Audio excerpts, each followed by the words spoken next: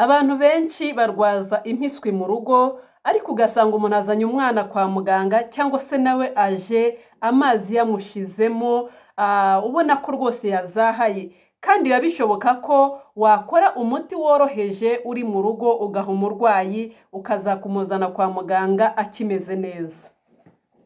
Uyu munsi rero ngiye kubategurira cyangwa se ngiye kubafasha kubabwira uburyo wategura amazi cyangwa se umuti twita ORS uri mu rugo. Uwo muti ugafasha umurwayi gutuma agumana amazi mu mubiri, gutuma atumagara, gutuma impiswi cyangwa se diare bimuzahaza. Bana natwe rero ukomeze gusobanukirwa. Ni muganga Theophile muri kuganira nk'ibisanzwe mu kiganiro cyacu Rengera Ubuzima. Tumaze kubona ko abantu benshi muza kwa muganga mwumagaye, abantu bakaza kwa muganga batakaje amazi menshi kubera impiswi no kuruka, nafashe uyu mwanya ngo mbabwire uburyo mushobora gufasha umurwayi mukiri mu rugo ukaza kumuzana agifite imbaraga. Ngiye kubabwira ibintu bigera kuri 3 wakwifashisha ugakora umuti cyangwa se ugakora amazi arimo umuti. Ayo mazi agafasha umuntu kugumana amazi mu mubiri ntagire umwoma.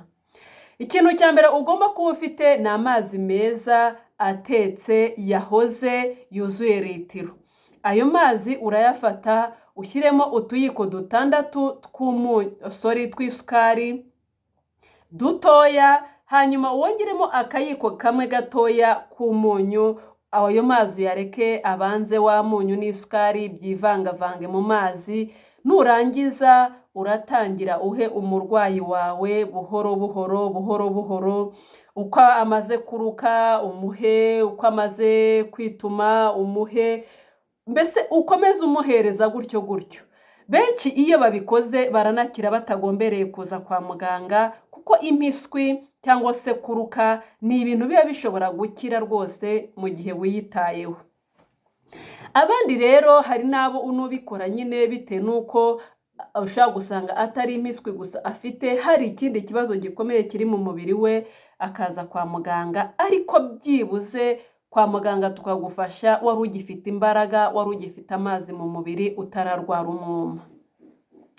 Igihe rero ubonye umuntu wawe warwaye impiswi, umuntu wawe uri kuruka, hari kuza hivanzemo amaraso, umuntu acitse intege, cyangwa ukabona umuntu iminwa yumagaye, ukabona umuntu yanze kurya, nta kintu ari gufata, nshuti yanjye, ubundi wamukoraho ukumva umuntu afite umuriro mwinshi cyane. Iki gice cy'inyuma ahangaha nicyo cyumva umuriro. Abantu benshi mukora amakosa yo gukoraho gutya, then mukumva umuntu afite umuriro mwinshi cyane kandi ntawo.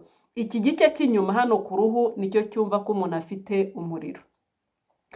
Umuntu rero nusanga afite ibyo bimenyetso byivanze no kuba afite diare, ari kuruka, nshuti yanjye, ihutire kwa muganga, uzane tumusuzume, uzane turebe, ugende bakumenyerese ni ibihe bibazo bindi biri mu mubiri we, ni ubuhe burwayi bundi afite mu mubiri we.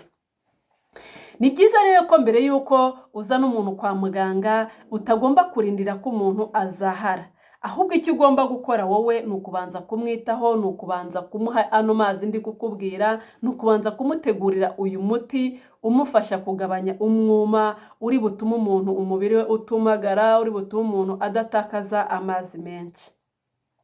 Reka nizere ko guhera none ahangaha wowe wumvishe ikiganiro ugisangiza inshuti zawe kugira ngo nabo bajye bitabara hakiri kare. Ndabizi ababyeyi mujya muhangayika cyane, y'abana barwaye impiswi, y'abana bari kuruka, ababyeyi barahangayika cyane. Niyo mpamvu rero ugomba kwifashisha ubu buryo mbere y'uko uza kwa muganga.